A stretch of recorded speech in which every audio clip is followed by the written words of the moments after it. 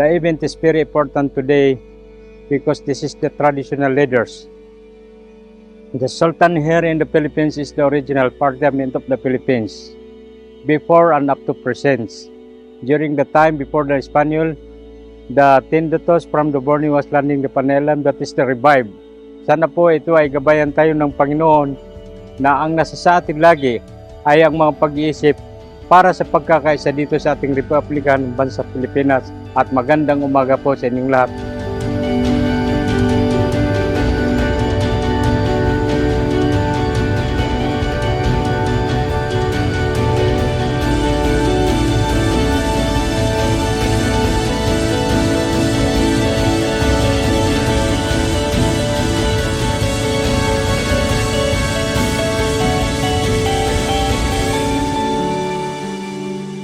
Ito po ay isang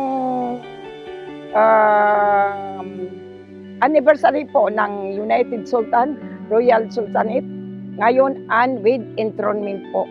Ito po ay organisasyon na United Sultanate of the Philippines sa pamamagitan na ito ay upang makatulong itaguyod ang pagkakaisa at pagkakaunawaan, pagkakaitindihin. Hindi ito para sa isang tao, hindi para sa kalahatan.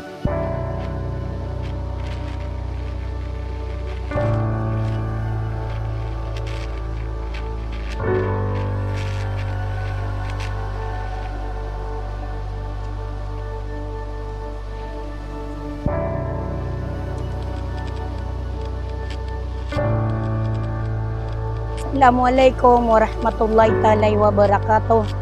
Agyang kay kaya paka temu ami amagariari agid ni pamay kaptenduri ami ned mi bubulas upama sugel po kami ang mga pipiya.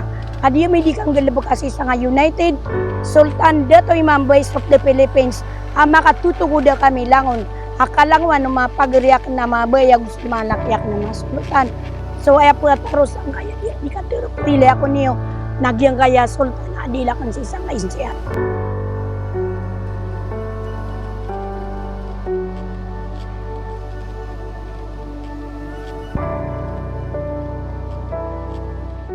Binabati ko po ang lahat na sultanate ang mga vice dato nga dumating dito sa aming anniversary. Lalong-lalo na po sa aming chairwoman, si Potri Maamor sa Pilipinas, at saka si Samporna sa Pilipinas, at saka yung batiin ko po yung mga bagong sultanate nga mag-intron, mga bai, at saka mga sultanate nga mag-intron ngayong araw na to.